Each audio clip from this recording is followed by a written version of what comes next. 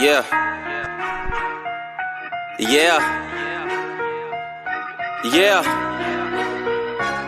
So many lies that you hear from the net, they don't get her respect. She reporting the truth, not a check. You want an unbiased opinion straight from the chest, not a bit of accomplice or someone here for a check.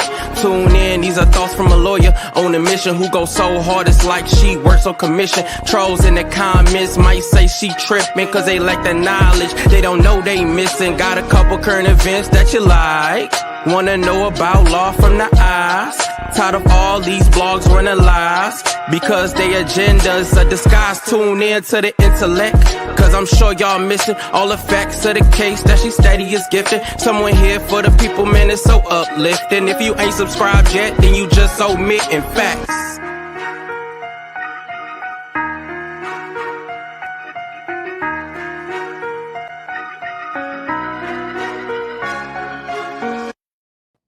Hello, everyone. I'm back. It is Pam Esquire, also known as your Law Intellect. If you are a member, you know I was going to go live as soon as I reached my destination, and I have reached my destination.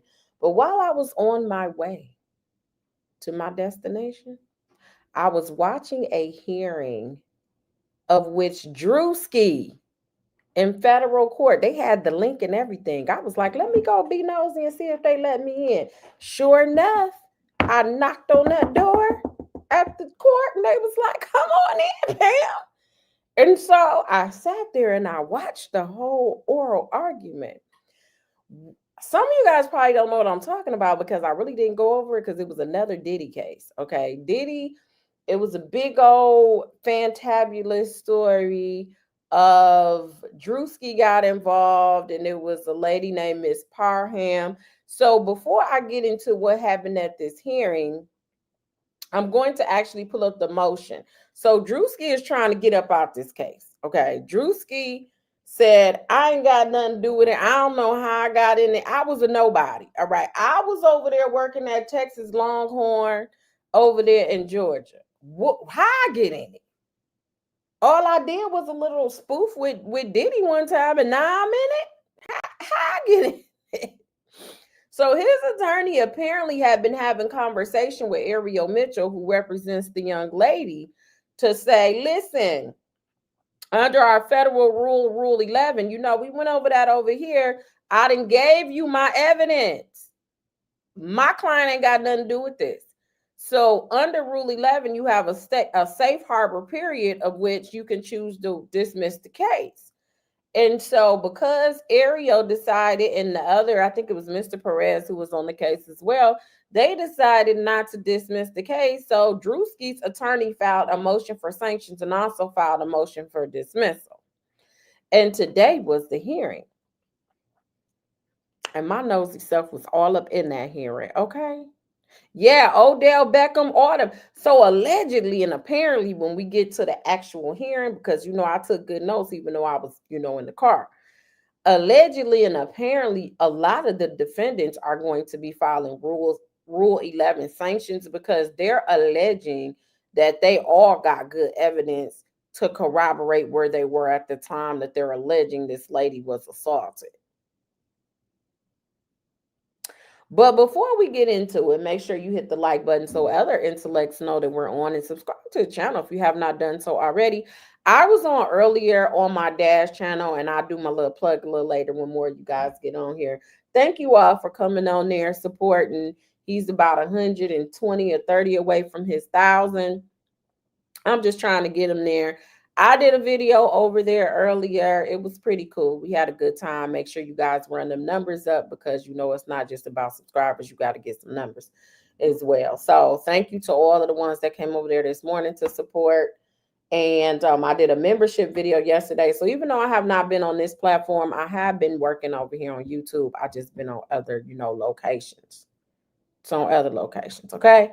So I'm going to get into first the motion that was filed for those of you that have no clue what I'm talking about, because I don't even think I went over this case because I was over it. Like all the Diddy lawsuits, I think he has about 85.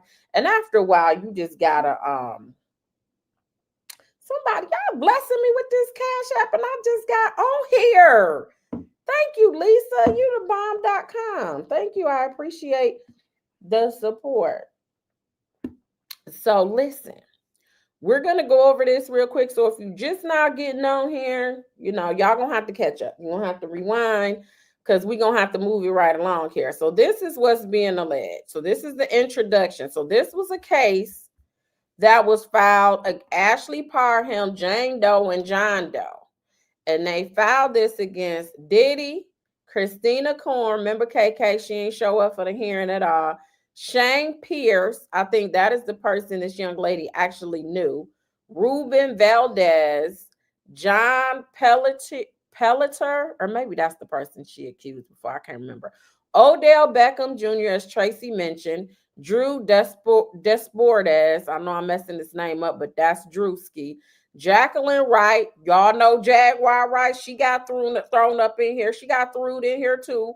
Helena Harris Scott, Matthias Gonzalez, Brandy Cunningham, Janice Combs, the mama that got in here, and Keith Lux.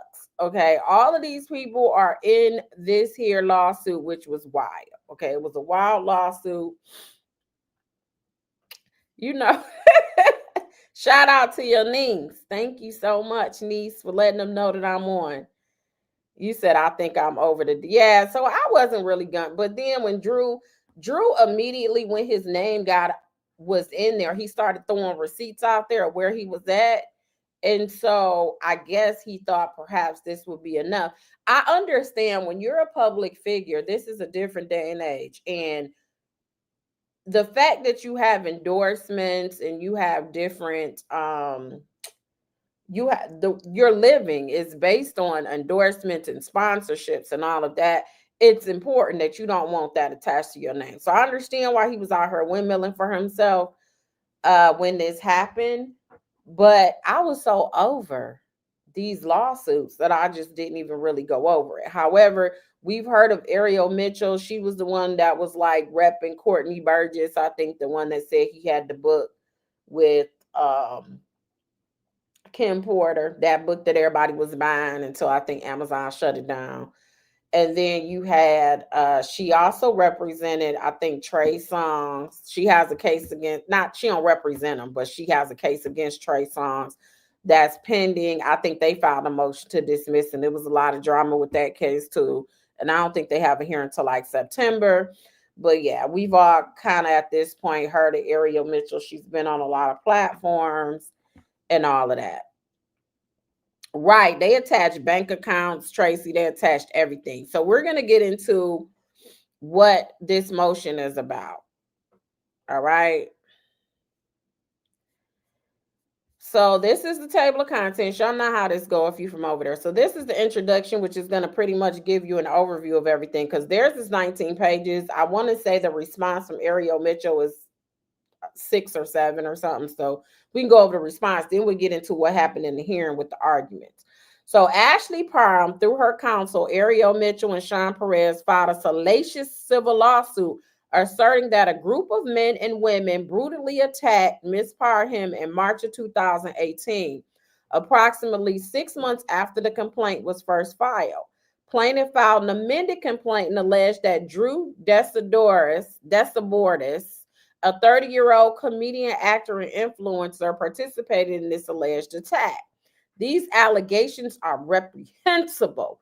Plaintiff's attorneys either deliberately fabricated these allegations or failed to conduct even the most basic diligence, which would have revealed contemporaneous documents contradicting the allegations and showing that Mr. Desbordes was not in any way involved in the events alleged. Sanctions should be awarded in this matter because even after counsel for Mr. Desbordes provided plaintiff with reams of documents and information showing Mr. Desbordes could not have possibly participated in the events alleged, plaintiffs have refused to withdraw this horrific and false allegations about Mr. Desbordes. This is a clear violation of Rule 11. Sanctions are appropriate response to discourage future abuses of the legal system by plaintiff and their counsel. In the initial complaint, Ms. Parham alleged that she met a man named Shane Pierce at a bar in February of 2018. During their initial meeting, according to Ms. Parham, Mr. Pierce was on a video call with Sean Combs.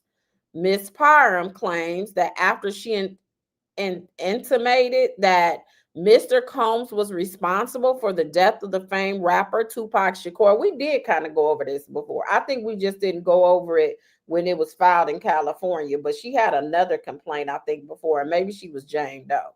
But this whole Tupac Shakur thing is bringing back to my remembrance. Mr. Combs became angry. Ms. Parham then alleged that the following month, Mr. Combs and a group of others traveled to Mr. Pierce's residence in Orinda, California, and violently attacked Ms. Parham, supposedly to make her, quote, pay for her statement about Tupac during the video call. The alleged incident, which Ms. Parham states took place on March 23, 2018, ultimately culminated with Ms. Parham attempting to stab Mr. Combs and gunshots being fired at her. In March of 2024, plaintiffs, now including Jane and John Doe, filed an amended complaint. Now plaintiff alleges that the famous NFL player Odell Beckham Jr. and Mr. Desbordes, which is Druski, also took part in the attack. The allegations against Mr. Desbordes have no basis in fact.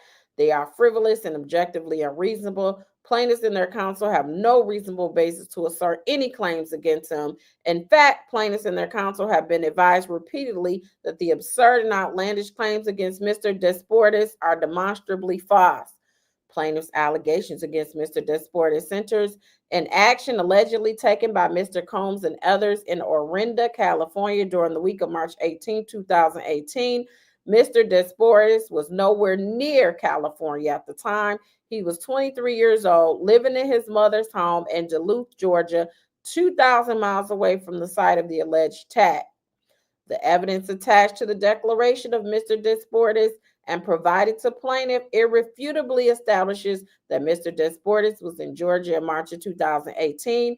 Mr. Desbordes' phone records show that all of his calls from March 19 to March 30th originated in Georgia, including 16 calls Mr. Desbordes made or received on March 23rd, the day plaintiffs alleged the attack took place. Mr. Desbordes' bank statement shows he made a purchase at a gas station in Georgia on the day of the alleged attack. Employment records further show that Mr. Desbordes started a new job at a steakhouse on March 25th, less than 2 days after he was supposedly in California, purportedly attacking Ms. Parham. Other evidence demonstrates the same basic truth. Mr. Desbordes was in Georgia in March of 2018, including the day of the alleged attack. In fact, in March of 2018, Mr. Desbordes was not even a public figure. They said he was a nobody, trying to be somebody in the public. He had never met Mr. Combs, Mr. Beckham, or any of the other named defendants. He was working as a waiter in a local restaurant with little social media presence. He said he was broke and nobody knew him like that. Mr. Desbordes certainly did not fly across the country with people he had not met to violently attack a woman he does not know in a town he has never been to. Yet, despite being provided with the evidence clearing Mr. Desbordes' name, plaintiffs and their attorney continue to assert horrific claims against him. Even a basic factual investigation by plaintiffs' counsel would have shown that plaintiffs' claims against Mr. Desbordes was without merit or without basis. The police report plaintiffs' counsel has claimed being withheld from them in some sort of a cover-up was easily obtainable from the public record. So apparently she did file a police report. It just wasn't against all of these people back in 2018. In it, Ms. Parham tells police she was assaulted by Mr. Pierce and one other white man on March 23, 2018. Ms. Parham herself filed, hold on a second. Oh, sorry. Ms. Parham herself filed a police report in court when opposing a domestic violence restraining order sought against her by Mr. Pierce. And in the statement made under penalty of perjury in the same matter, Ms. Parham largely reiterated the story she told in the police report in 2018. She was attacked by Mr. Pierce and one of his friends. Ms. Parham's prior sworn statement connected to a prior court proceedings are entirely inconsistent with the fantastical claims made against celebrities by her current counsel, Ariel Mitchell and Sean Perez. Plaintiff's counsel was given notice that the claims against Mr. Desbordes were factually impossible, yet they have refused to withdraw these demonstrably false claims. Sanctions must be imposed against these attorneys for filing and maintaining this fabricated, salacious lawsuit against Mr. Desbordes without justification. Okay, so in October, so this was filed in 2024. In October, Ms. Parham filed her initial complaint. We don't got to read all that. Okay, point A. Any suggestion that Mr. Desbordes participated in the alleged assault is verifiably false. Mr. Desbordes was, in fact, had never met Ms. Parham, and there's a declaration, nor has he been in Orinda, California. In March 2018, Mr. Desbordes was in Georgia, thousands of miles away. Mr. Desbordes was not a celebrity at this time. Rather, he was a 23-year-old living in his mother's home in Duluth, Georgia, and was working as a waiter in a local restaurant. He said he was broke. It wasn't him. He was broke. Okay. Mr. Desbordes' phone records show that all the phone calls he made and received from March 19, 2018 to March 30, 2018, including 16 calls on March 23rd, the day of the alleged attack, had origination locations in Georgia. Desbordes, that's his declaration. They got some Verizon records. Mr. Desbordes' debit card records show that he made a purchase at a gas station in Loganville, Georgia, on March 23rd, 2018. Again, the day of the purported attack. They got bank records. Okay. All of the transactions from around the same time were similarly made in Georgia. Mr. Desbordes completed an escape room with his family in Atlanta as documented in a photograph. So they also had a photograph, I think, on Instagram. Let's pull that up right quick. So they're saying, obviously, wasn't me, okay? So this is his declaration where he basically says, I am a named defendant in the above captioned lawsuit. I have personal knowledge of all the following facts, and if called as a witness, could and would competently testify thereto. I read plaintiff's amended complaint. Plaintiff alleges that she was attacked on March 23rd, 2018 by a group of men, including me, in Orinda, California. Plaintiff's allegations against me are false. I've never met plaintiff. I've never been to Orinda, California. I was not in Orinda, California on March 23rd, 2018. On that date, in all of March 2018, I was in Georgia, not California. In March 2018, I was 23 years old. I was living in my mother's home in Duluth, Georgia. I was working as a waiter in a local restaurant, and I was not a celebrity. Plaintiff's allegations state that the group of men who attacked her included a number of public figures. I knew none of them in 2018. I have attached as Exhibit 1 to my declaration a true and correct copy of my Bank of America checking account statement from March 10, 2018 to April 9, 2018. The statement reflects that on March 23rd, I purchased gas at a Shell station located in Loganville, Georgia. All of my ATM and debit card transactions reflected on the statement occurred in Georgia. Exhibit 2 and true correct copy of a screenshot of my Instagram account dated June 12, 2018 at 7:50. As of that date, which is a month after the alleged incident, I had 2,534 Instagram followers. So stop looking at my followers I have now. I have attached as Exhibit 3 to my declaration a true and correct copy of photograph dated March 10, 2018 at 9:23 p.m. The photograph shows that I completed an escape room with my mother and sister at breakout games in Atlanta, Georgia on that date. I have attached Exhibit 4 to my declaration a true and correct copy of a photograph dated April 1st, 2018 at 4:09. The photograph shows I ate lunch with my extended family at the Cracker Barrel in Snellville, Georgia. I have attached Exhibit 5 to my declaration, a true and correct copy of my Equifax employment data report showing I'm an employer, information for Outback Steakhouse, and confirmed by the report. During March 2018, I worked as a server at Outback. Exhibit 6 is a true and correct copy of my Equifax employment data report showing employer information for Darden Restaurant, Inc., which owns Longhorn Steakhouse, as confirmed by the report. During March 2018, I interviewed for and received a job at Longhorn Steakhouse. Exhibit 7 to my declaration is a true and correct copy of an email dated March 23rd, and that's from Longhorn saying, here go all your forms and stuff. Exhibit 8 is a true and correct copy of a letter from the restaurant. The most recent start date was March 25th, 2018. I've attached Exhibit 9, a true and correct copy of a photograph dated April 2nd, 2018, that's reflected in the photograph. I took a photograph outside my mother's house where I was living in Duluth, Georgia. I took the photograph to show my mother that the trash collectors had been leaving garbage on the property after the weekly trash removal.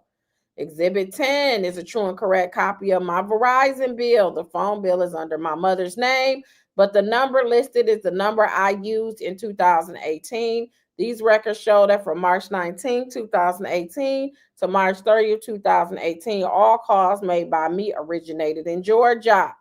I have attached Exhibit 11, a correct copy of a phone bill covering February 27, 2025 to March 26, 2025 by Verizon. The bill shows I still have the same telephone number that I was using in 2018. So apparently, according to when the hearing happened, he had a phone bill in his mom's name, and then he transferred the number into his own name. So it's in his name now, but it's the exact same number. So he declared under a penalty of perjury that all this stuff is true. Okay? Make sure y'all hit this like button, all right? Now, here are some of his other exhibits. This is Exhibit 1, Bank of America. He had 91 cents, okay? But he wanted us to know he was over, on March 23rd, he was at the Shell gas station. Y'all see that in Loganville, Georgia? He spent $4. And he ain't had no money. He had 91 cents as his ending balance. That must have been before they was charging monthly fees. Because, my goodness. All right. What else did he have for y'all to see? Let's see. That was Exhibit 3. Let's see. Exhibit 4. This is his Instagram. He only had 2,534 followers. He said, I wasn't known like that. So Druski the Funny, June 12, 2018. This was the amount of followers that he had. So y'all didn't know this. He wasn't the Druski that he is today. All right, now.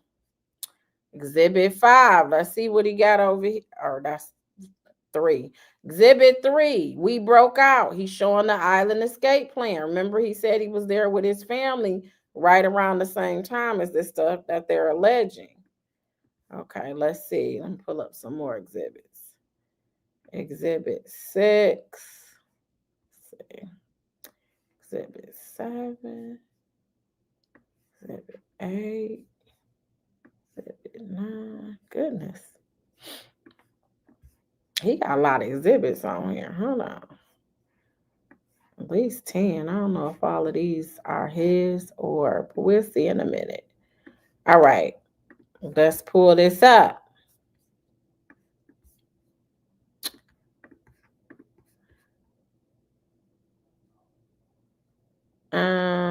Exhibit 6. Let's say 4. That's the family. Look at them out there at Cracker Barrel. They got some really, really, their lemonade, their Arnold Palmers are very good over there at Cracker Barrel. If you guys haven't had any. And they got these little skillet, like these like campfire skillets. Now they're pretty good too, just in case you guys want to know what you should get at Cracker Barrel. But yeah, he's showing him and his family over here at Cracker Barrel at this time. Okay, you guys see that? All right. Let's pull up some more stuff here. Okay, we got the Equifax. This was his employment stuff that he was talking about. That's all his stuff. He got his employment stuff. All right. Let's see what else we got here. Oh, yeah, they do pancakes with the crispy edges. Y'all know they breakfast is fire. I ain't have to tell y'all that. But yeah, just in case you want to get the regular food. Here go another work data situation that he talked about in his declaration. All right. Exhibit 9. Let's see what we got. Well, they say Exhibit 9, but it say 7. Congratulations, Drew, and welcome to the Longhorn family. Okay, that was March 23rd, 2018. He was getting a job. He was about to leave wherever he out back and go ahead to Longhorn. He was moving up. Let's see Exhibit 8, immigration letter. Oh, this is a restaurant. April 10th, 2018. He was a server. Original hire date was March 25th, 2018. Okay. So it's showing like when he was hired. Okay, I gotta get some of this up off my screen. Okay. All right. That was exhibit what, 10? All right, let's see what's on 11. His people attached a whole lot of, they came with their authority, okay? They said they got authority for everything that they say. 12, 13, 14. These exhibits aren't matching what they're saying, but okay, let's see. Let's go to Exhibit 9. That's him. He was complaining about the trash outside. He said he took a picture to tell his mama that they were tripping with the trash. So this was his evidence, the picture. Okay. Y'all is stuck on Cracker Barrel's food. You guys get so distracted so easy in this chat. So distracted. But were you distracted? Did you hit that like button? Okay, make sure you hit the like button. Don't get too distracted, all right? We got to handle our business. We got to handle our housekeeping business, okay? We got Exhibit 12. Let's see what that is, or Exhibit 10. This is the Verizon record, okay? This is the Verizon record. Okay. All right. And one more exhibit. What is this? Snapshot of the Verizon bill. Okay. That he still got the same number. He just forwarded the number. Okay.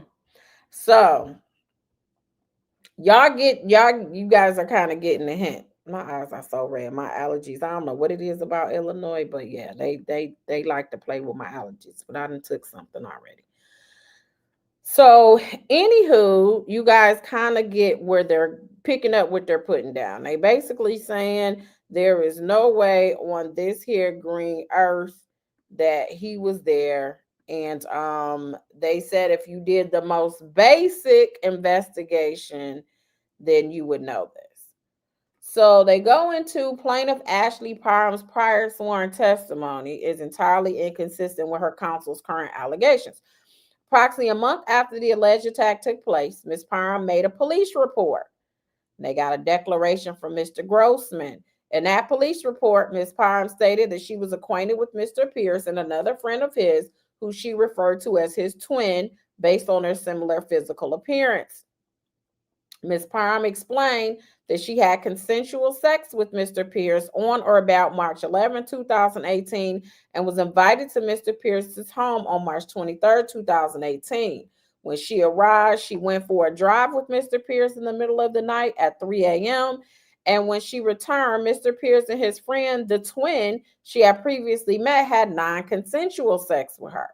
Ms. Parham described the second assailant, Mr. Pierce's twin, as a white male adult, approximately 35 to 40 years old, 6 feet tall with a thin build, brown hair with brown eyes, and a short beard. Ms. Parham sent repeated emails and texts to Mr. Pierce in the following months, and in 2019, Mr. Pierce eventually saw a restraining order against Ms. Parham. So apparently, she filed this report against him, but she was still sending her repeated emails after she filed this report against him. So eventually, Mr. Pierce saw a restraining order against her. In response to the restraining order request, Ms. Parham submitted a sworn statement discussing the alleged March 23rd, 2018 attack. Her description was consistent with the police report. She asserted that she was assaulted by Mr. Pierce and one of his friends who looked extremely similar. The court records also include exhibits containing extensive communication sent from Ms. Parham to Mr. Pierce. There is no evidence in these pre-existing court records indicating that anyone other than Mr. Pierce and his twin friend were at the home on the night in question. There is no claim that Sean Combs Diddy was present at the suburban home or that other celebrities and athletes attacked her. There is no statement in Ms. Parham's police report or her sworn testimony in opposition of the restraining order request indicating that any women were present, as she alleges in her amended complaint, nor is there any evidence to support her current allegation that she tried to stab Mr. Combs and was subsequently shot at in the street. Pow, pow. Virtually none of the facts alleged in the amended complaint can be found in the 2018 police report and 2019 court records. So, of course, they get into the arguments why there should be sanctions. They say the claims against him is factually baseless. Plaintiff's counsel failed to conduct reasonable inquiry. Dismissal and sanctions are appropriate remedies. And that's basically what is going on in this case. And so, you said twin friend. Royal 12366 said got everything in my mama's name, but that's okay. Listen, he was young. He was a young kid back then. He said he ain't have it. Thank you so much, Felicia. I'm glad you hit that like button. Okay. So then, of course, the attorney who was representing him, representing Miss Parham, Miss Mitchell, she also responded to, of course, this allegation.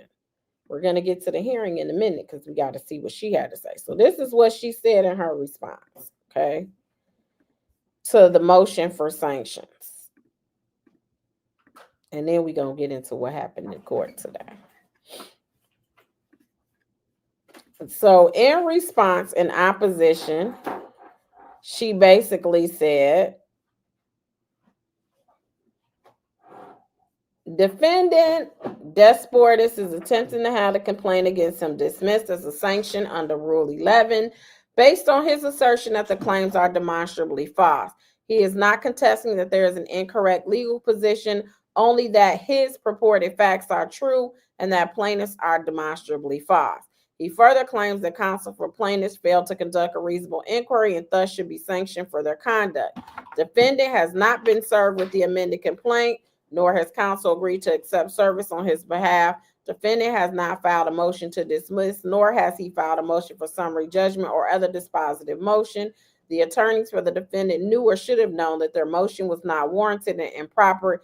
It apparently that they filed it because their intent was to manipulate the potential jury pool with false representations to the media regarding the efficacy of plaintiff's complaint. The filing of defendant's motion should act as an absolute waiver of service, and plaintiff should not be required to further serve defendant as it is clear defendant has noticed and is willing to actively participate in these proceedings. As will be shown hereunder, defendant's motion should be denied. So this is their statement of facts. In or about late October 2024, Ariel Mitchell was contacted by two individuals who purported to have information from third-party witnesses relating to Ms. Parham's assault on March 23rd, 2018. So apparently she got contacted by a Jane and a John Doe. That's who was the plaintiffs on this case. And they allegedly are saying that they witnessed Ms. Parham be assaulted on March 23rd, 2018.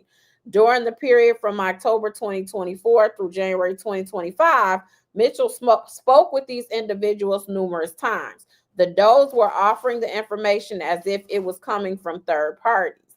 Mitchell is experienced in dealing with high-profile cases involving celebrities and is well aware the individuals may come forward with information for notoriety or rumoration. As a result of her experience, she was initially suspect of the source and the information. Finally, in January 2025, the Does told Mitchell that they were in fact the eyewitness to the events set forth in Ms. Parham's complaint and were not reporting information they had heard from other individuals. They indicated that the reason they were so cryptic was that they were afraid of their safety. And in an effort to determine what information they had, whether it was truthful and relevant to Ms. Parham's case, Mitchell undertook an investigation to find corroboration for who and what they described.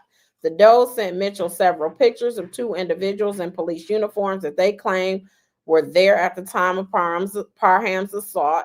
Using those pictures that were sent to Mitchell, along with 3 other pictures of the individuals in police uniforms, Mitchell prepared a photo lineup. So she did her own lineup that she presented to Miss Parham. During the lineup, she only identified one of the individuals, John Pelletier, the officer who responded to the neighbor's house following the assault. So apparently these 2 random John and Jane Does came with pictures and said, hey, these were the police that was there. I was the eyewitness.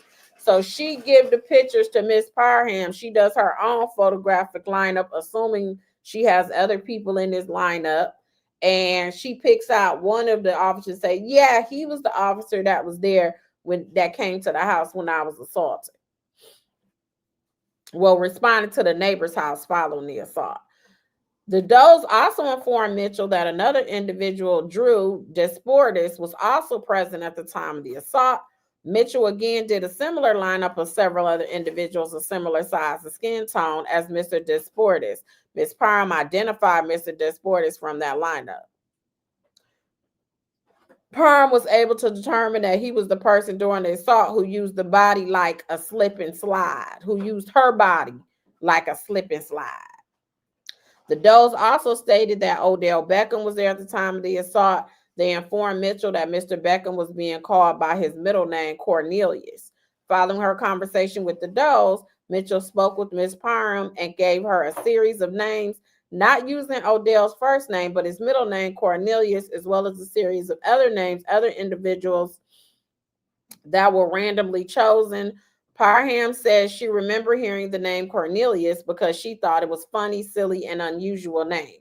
When shown a picture of Mr. Beckham, Parham said that his body type looked familiar, but she had a solid memory of the name Cornelius being used. In an effort to keep counsel's investigation clean, the Does and Parham have never spoken directly to one another. They are complete strangers and did not know each other prior to when the assault occurred. Mitchell conducted lineups to ensure she went beyond due diligence, and it was only after several occurrences of Parham identifying the same individuals without knowledge of what was being said by the Does that she came to the conclusion that all parties were being truthful and that all parties were in fact at the same place on the same day, and that the individuals they were alleged to have been there were in fact there. So she's basically saying the motion should be denied because Rule 11 is not a substitute for dispositive motions or trial. Can't use Rule 11 to dismiss a case. You need to be filing a 12B motion or a motion for summary judgment. So she's saying Rule 11 is not appropriate. She also was arguing that she conducted a reasonable inquiry and undertook an independent examination to assess the veracity of the eyewitness accounts. She said in this case, Mitchell did not accept the statement of the witnesses nor the plaintiff at face value. She undertook an independent investigation to determine whether identification of the various defendants was accurate, truthful, and corroborated. Rule 11 imposes a duty upon those who sign pleadings to certify by their signature that 1, they have read the pleadings or motions they file, and 2, the pleadings or motion is well grounded in fact, and all of that. Okay. She's saying the complaint is not frivolous. The defendants cannot justify the imposition of sanctions. An award of attorney fees and costs of plaintiffs should be warranted. So she's saying because they filed a motion for sanctions, she should get attorney fees. Okay. Y'all got it? So this is the quick background of what happened before we get to this hearing today. Okay.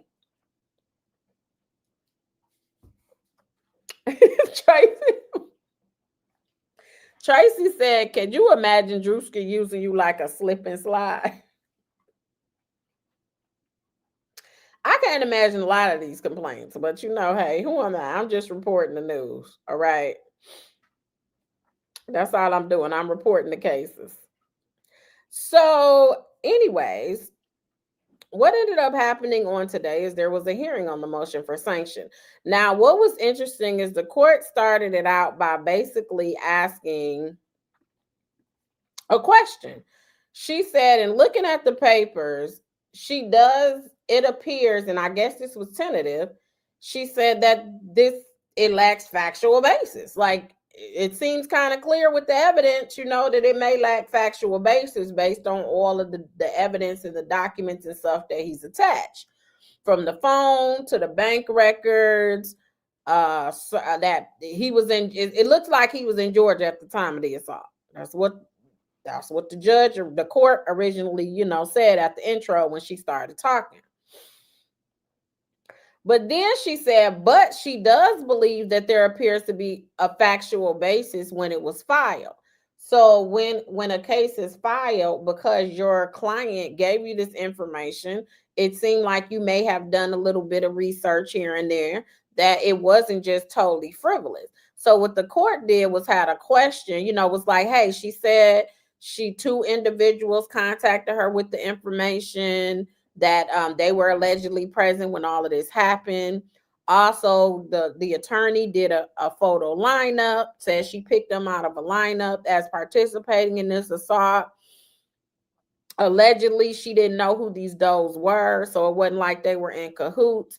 And then the court was like, and I recognize the inconsistencies.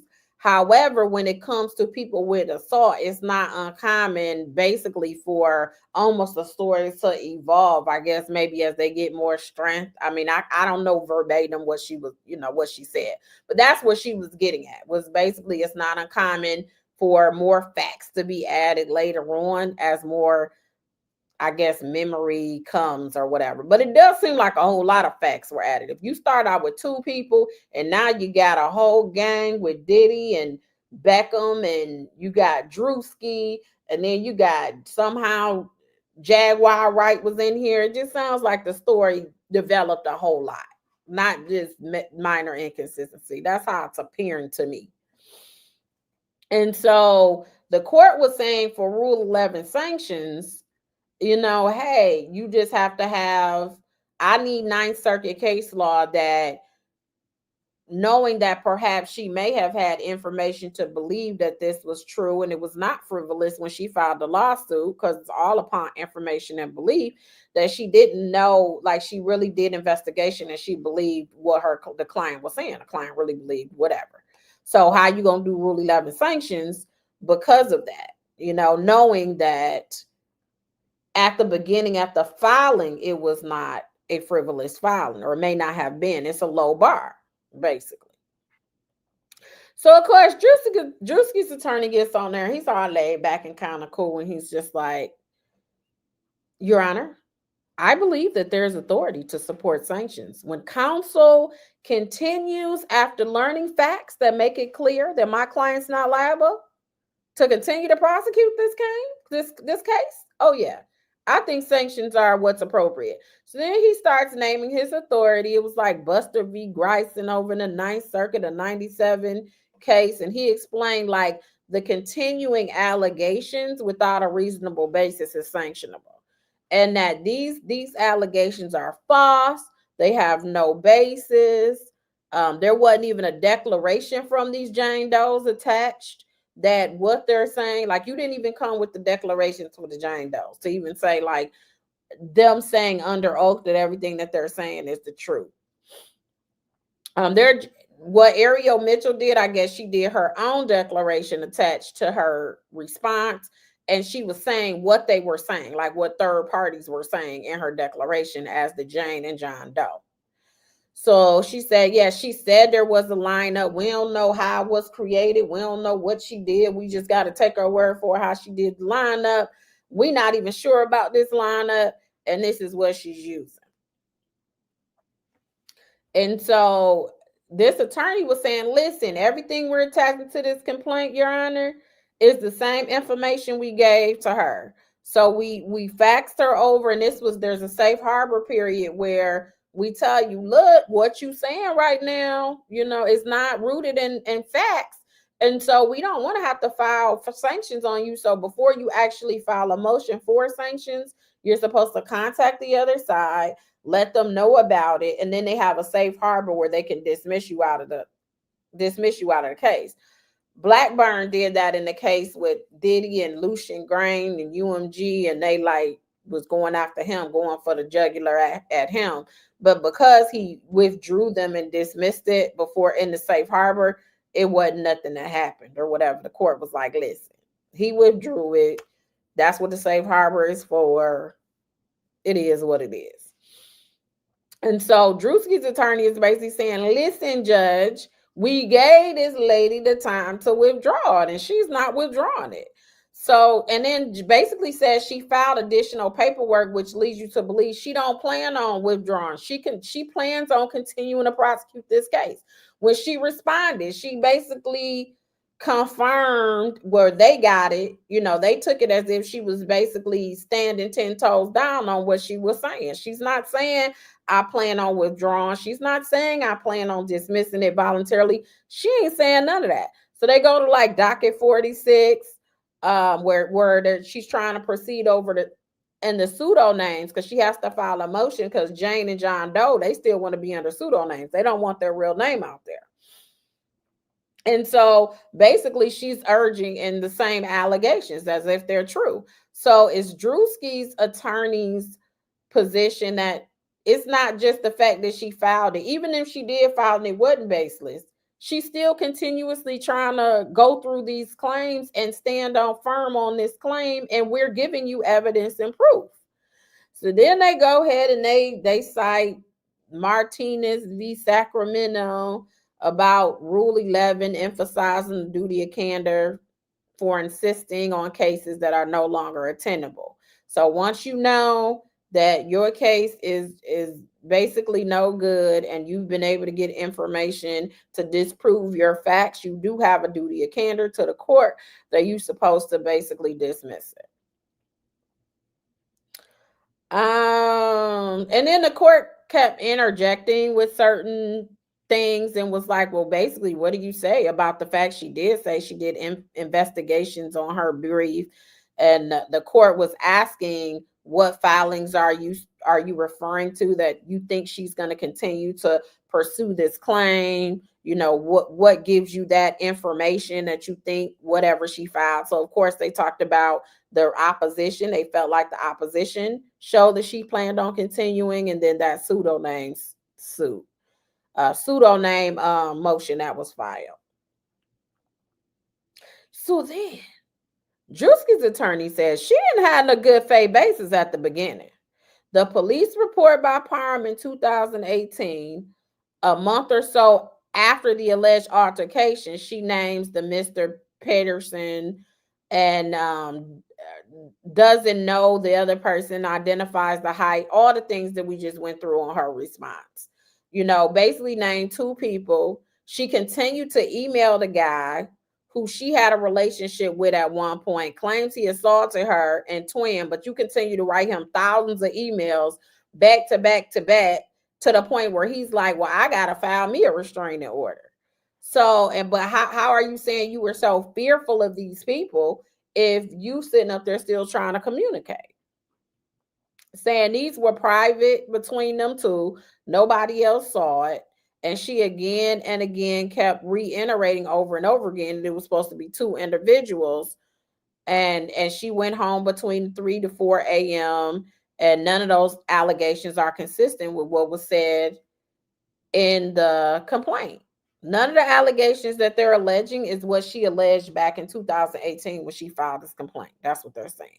Then they point out all the inconsistencies in the complaint with the sworn statements and the private conversation. There was no mention of women or anyone else at the house. No claim of Diddy showing up with other people. Parham's statement in communication was in the middle of the night. The complaint doesn't say that happened. And then said that, I guess in the complaint, Ariel says, I guess in the complaint, Parham says, I guess they tried to get the actual police report, and Druski and them was able to get it. They said it's public record. wasn't hard to get. You could even contact the attorney that she had when she was trying to get a PPO, or she filed the first claim against the guy back in 2018. You didn't even consult the attorney to see what's up. So basically, you really didn't investigate for real. We don't care what you're talking about. You didn't investigate. It said it didn't take us a year to find the facts. We was able to find these facts on public record within record amount of time, and she could have found it too. So then the court said, well, sir, I understand the inconsistencies, but Rule 11 requires a strong showing that someone completely failed to undergo a competent investigation. And of course, Druski's attorney was like, that's pretty much what we're saying, Your Honor. We're pretty much, it's facially lacking credibility. I mean, you're saying apparently the complaint says that Mr. Combs traveled with his children.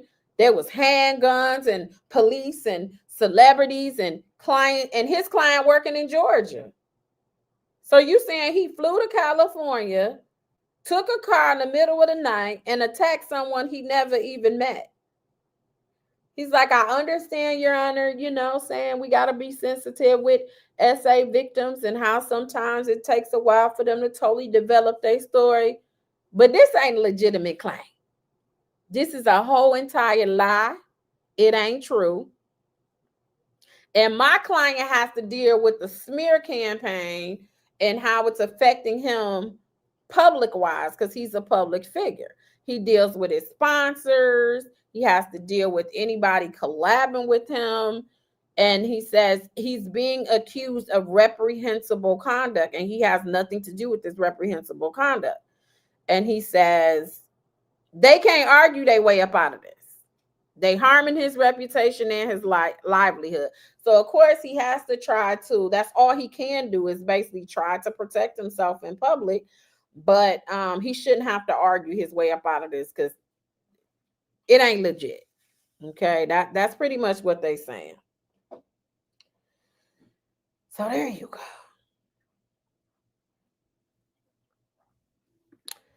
So Southern Belle said broke at the steakhouse with 91 cents in the bank account. He couldn't afford a bite. Oh God, Deb done found somebody in there tripping. Keep talking, all right. Oh God. Oh Lord, he done got blocked. Blockity, blockity, blockity, block. All right, y'all, hit the like button, okay? Subscribe to the channel, because I'm gonna get 1,000. I didn't even know you were on, but it's fine. So then Miss Mitchell, she comes on and she's like, no, wait, the court says, given all this information, it seems incredible that you would still try to pursue these claims. So basically she's like, it seems clearly that the man was in the state of Georgia. Are you intending to pursue these claims against him? So the first thing she asked him is are you continuing to go through this? And she really did not flat out answer the question. This is what she did. She started attacking the evidence. So this is how Ariel Mitchell attacked the evidence. She said she got two things. With the cell phone, it wasn't in the name of the defendant.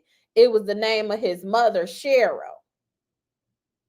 So they don't really know if this really is the phone record for Druski. There's nothing to support that it's his actual phone. She says, I was just in Bali and I was just in Jamaica, and it took a phone, and you look at the phone records and it'll say Miami. So the only way to know is if we look at cell phone towers. And they didn't turn in any cell phone towers. So we can't look at this information to know, So we knew from there she wasn't dropping nothing. She ain't planning on dropping a doggone thing. So that's what she said about the phone records. She said, an alternate issue, she don't know who had the phone. All of this is a question of fact. So she's not moved by this evidence. I mean, she said her and the other guy, they were looking at it and they seen it was in his mother's name.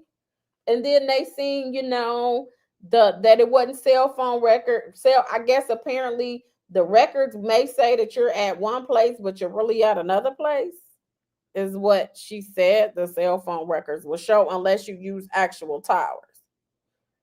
So the towers will show you where you're moving and in the vicinity and where you ping. So she said he didn't have a declaration from Cheryl, his mom. Maybe that'll be a bit more moving for her to say that was his phone. It was just in my name. She said, okay.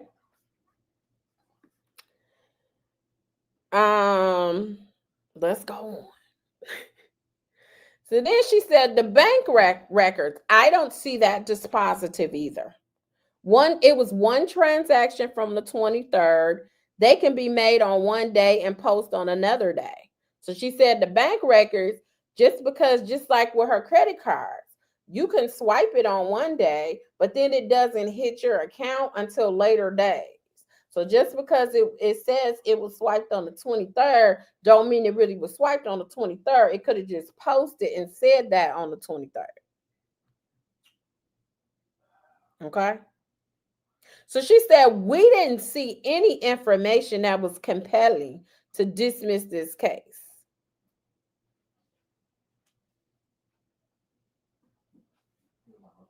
Okay. And she said, I believe this is inappropriate for Rule 11 anyway. So she said, she said, if you come with some cell phone data that'll show where the phone specifically was, then I guess there could be no dispute at that point. But I mean, she kind of was saying that it wouldn't be no dispute, but then you still can say somebody else. Like she mentioned, I guess she has somebody who has a phone maybe in her name in Chicago or something, she said. And so that doesn't mean because it's in her name that she's where the person in Chicago is or whatever. So that'll be the other issue if they come with cell phone towers, and it'll be, how do we know that the phone was really in his hand? It could have been somebody else in their hand. So anyway, that's her phone, her record. This is what she feels about all the information. She said she is offended. She said, and quite frankly, Judge, I am offended by the implication that I made that this was done in bad faith, saying this is a bad faith filing. And then she said, Rule 11 does not allow for this type of filing. He only did this for publicity. And then she mentioned, apparently, I don't know if Megan Cuniff was on there, but she mentioned Megan Cuniff being on there. So maybe they could see all the people that was on there, because we could only see like who was on the screen. So she was like, Megan Cuniff, remember I think it was on the Shade, on her Instagram. She posted, and I believe it made it to the Shade Room. Druski's people, I guess somebody gave her the phone record, the bank statement. She posted some stuff before this motion was even filed. So she was like, you're saying publicity, but it ain't really for no publicity, because they're the ones using the public, which of course, because he's a public figure, he probably is going to try to use it. But they're trying to say like this was a sensationalized type of a case, is what they're saying, that was used and smeared his reputation. And so the court said, yes, I understand everything you're saying, but let's get back to my original. Let's get to my original question. Do you plan on dismissing this case? Because that's part of what Druski's argument is that she's going to continue with this prosecution, even though she has this information, which is the point of Rule 11. We give you the information that showed you this is irrefutable. She says she talked to the Jane and the John Doe, and they do not want to, they have no desire to dismiss.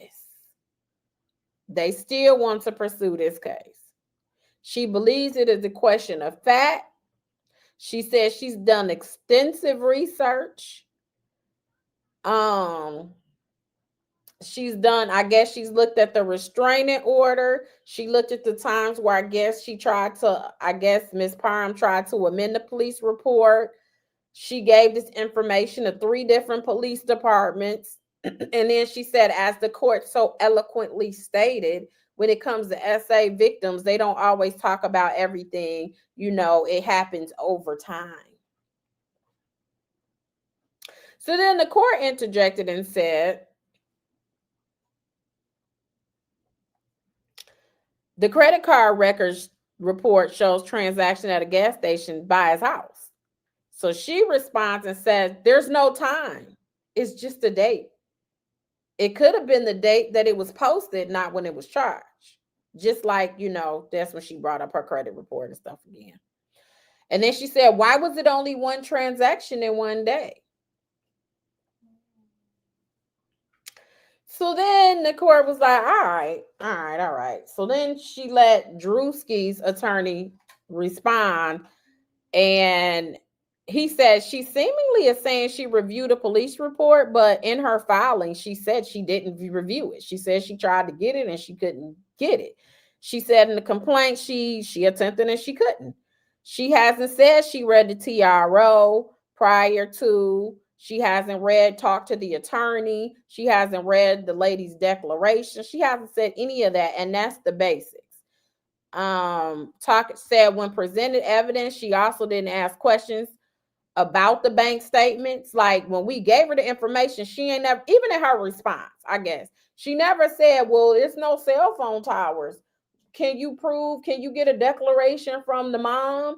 They're saying when we gave you all this information, you never had a response to it. Basically, you didn't even respond to it. You just will respond with a generic response. Are you going to accept service? So they will come with this information. They show bank statements and Instagram posts and I guess phone records. And her response was, are you going to accept service for your client? And said this is her standard response. And then they said they were never the defendants. No defendants in this case have been served yet. She did not review any of the evidence and she should have reviewed it before filing the claims. She's going to continue filing with this court and ignore the clear evidence. And said that all these claims, basically they proven that it's not legitimate, not meant to be pursued, just created. Basically, she created this to create a public event. This was performative. She filed this to create public content.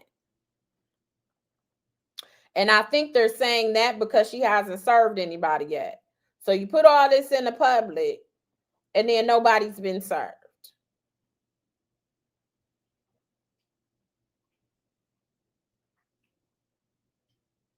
Then I guess the attorney also mentions there was a point in time where they're alleging that when Druski was there in 2018, somebody called him Druski and nobody knew him by that name. So nobody would be calling him Druski, even if it was a bunch of... Why you laugh? They said somebody whispered and said Druski, and he was like, nobody even knew that name to call me Druski. So how you calling me Druski back in 2018 and y'all don't even know me like that?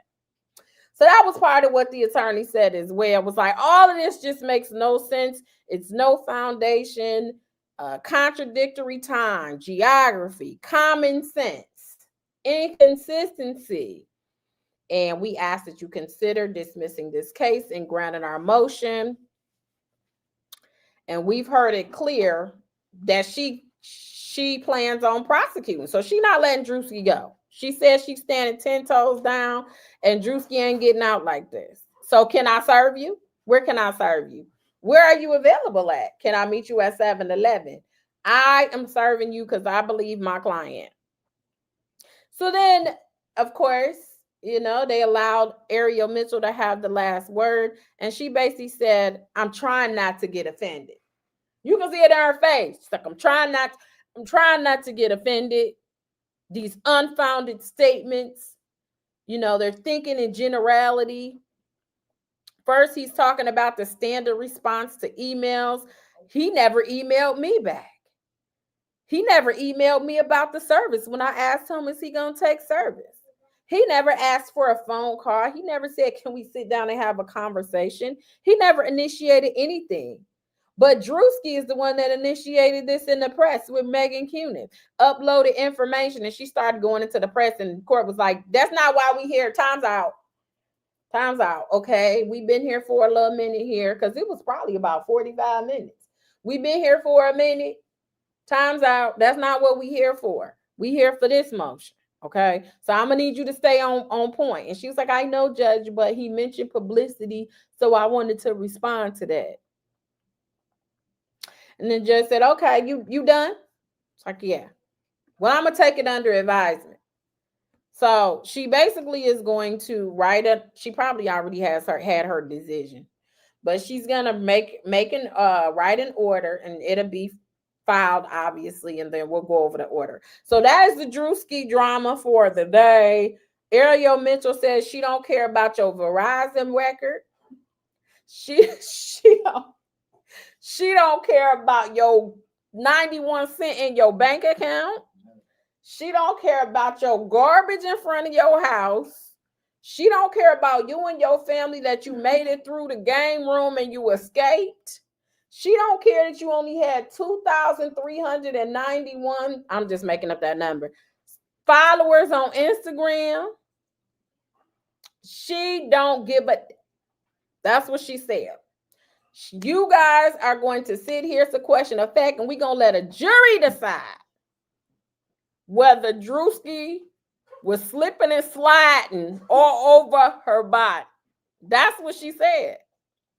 We're going to let a jury decide if Druski had Spirit Airline points to fly to Osina or Oxina, wherever it's at in California, and be with Odell and Diddy and Jaguar Wright and all these people,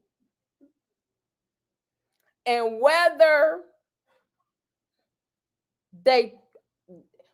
she stabbed Diddy and they was shooting in the street, whether the police came, we letting the jury decide if they believe this. That's what she's asking the court. So what y'all think? Do y'all think? Because she know his body type. So do y'all think? What you think the judge is gonna do? Now, I did think it was interesting, the Rule 11, because they weren't never served. Now, Ariel Mitchell said the reason why they weren't served is because there is a motion up where they're trying to keep the Jane and John Doe private. So they don't want their names to be out. And so because there is that motion, she's saying they didn't do the summons. A summons doesn't issue until or unless the judge allows you to have Jane and John Doe. So that's supposed to be why she didn't serve them. She's saying there's no ulterior motives behind it. She just was waiting on the court. And she's staying 10 toes down. She said, listen, she's staying behind her client.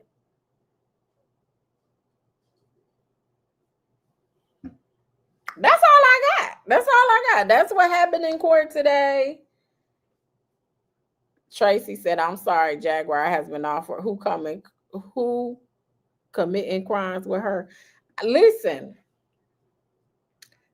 the lawsuit was so long that I'm sure we're missing parts because Jaguar is supposed to be in it. I think this is the one where it was like they said KK, they was putting IUDs in their arms or something like that. Like they was forcing IUDs or something. And then she did stab Diddy and they was in the backyard. And it was a lot going on in this complaint. I read the first one, but I didn't read the one actually in California. But yeah, there was a lot going on in this complaint. If you guys have nothing else to do, maybe you want to read it, but your girl can't do it. But yeah, all of them was in there. And so it went from 2 people back in 2018 on the report. It went from 2 people to half of Hollywood. Okay, not half, but y'all know what I'm saying. Like now you got Beckham, you got Diddy whole entourage. It was just a bunch of people. So that's what's being alleged. Southern Belle said Jag was probably in a tent on the side of the road during that time.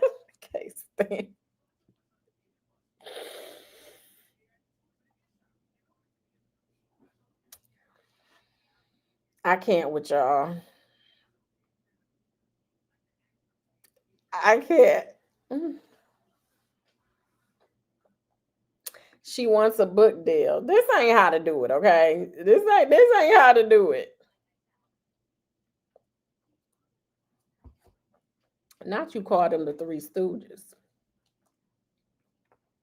I'm not doing this with y'all.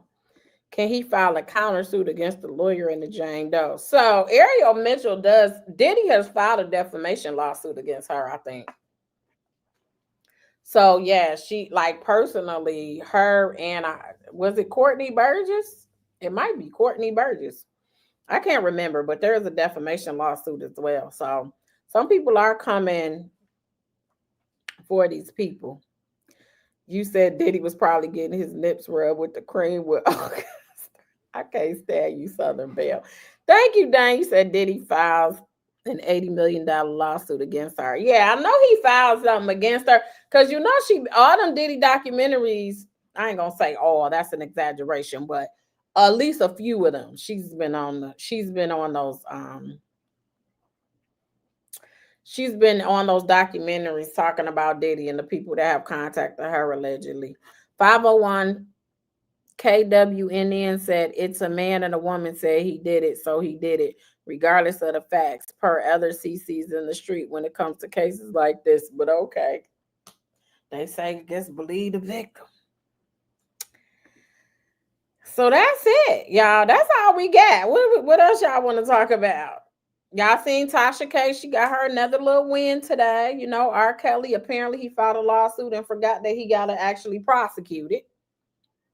When you file lawsuits, you actually have to go through with the lawsuits and you got to, serve the people and move it along. You don't just file it just to be filing it, So apparently he just filed it to be filing it. And so the court said, listen, bro, you taking too long. I understand you in prison right now talking about that they trying to unalive you.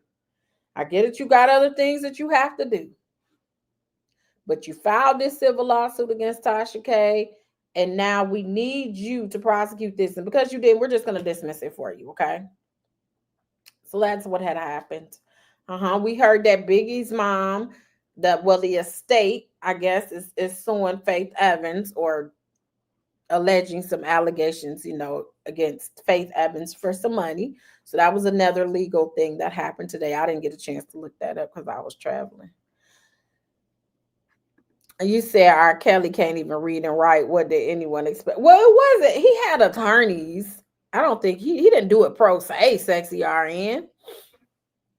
He didn't do it pro se. He had attorneys on it. Yeah. You said she went after Trey Songz and Chris Brown too, and those cases got thrown out like Jazzy Jeff and Fresh Prince.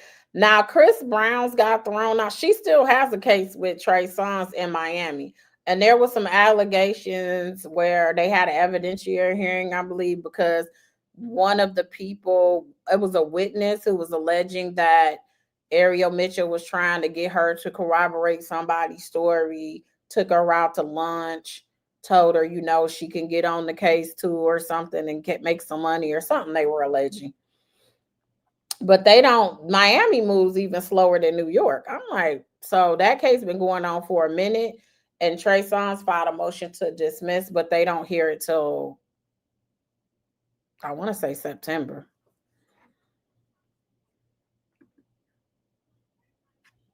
It's interesting. Did you get the lawsuit, Tracy? If you do, send it to me. I'll take a gander at it and see if it's worth talking about. So I assume because Faith was married to him, maybe she got money. She was getting some type of royalties or maybe part ownership of his publishing or something. And now the estate is like, yeah, my mama gone. Y'all not about to be playing me. Y'all not getting over no more.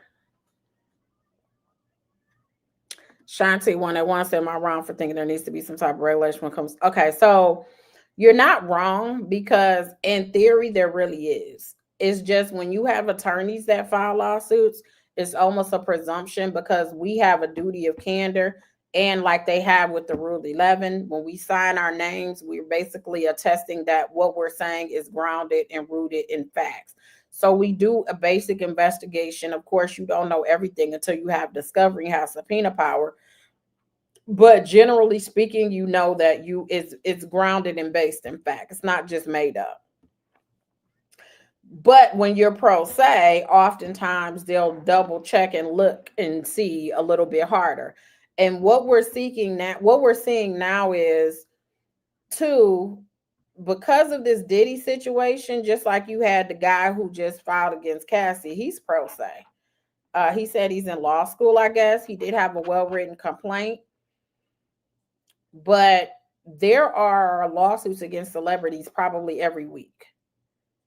We just don't hear about it because a lot of people just don't pay attention to what's being filed and they get dismissed almost immediately. So I've seen lawsuits, like I said, they're against Faith Evans, they're against Diddy, they're against Nicki Minaj, and they be having some outline, like when they say their statement of what happened, you like, what? And the courts will read it and be like, okay, this is not, they'll throw it out. So I think they have more scrutiny on pro se litigants than they do on attorneys, because they know that if we're licensed, we know that we can have consequences. They don't know about, the consequences. They just feel like they want to file. So yes, there have been a lot of people having allegations against celebrities that have just been thrown out. So yeah. So anyway, I'm out of here, y'all. I gotta go. I gotta eat. I just wanted to come on here while I was fresh because I hadn't been on here. Again, y'all, Miss HLS, are you the only one in here? Sexy RN, whoever got my dad's link, put it in there. We trying to get to 1,000. So it's enough for y'all in here, because he only need about 100 and something. So make sure y'all go over there, subscribe to the channel, watch my video for today so we can run them numbers up so he can get to his goal, okay? Thank y'all so much for supporting over here. I appreciate it. Make sure you hit the like button, subscribe to the channel over here. Make sure you take care of home first, but then you go over there, all right? And make sure that you subscribe to the channel. But until next time, you all have a great day. I don't even like the way they just changed all of this in StreamYard. This is weird. But anyway, I'll holler at y'all later. Have a great day.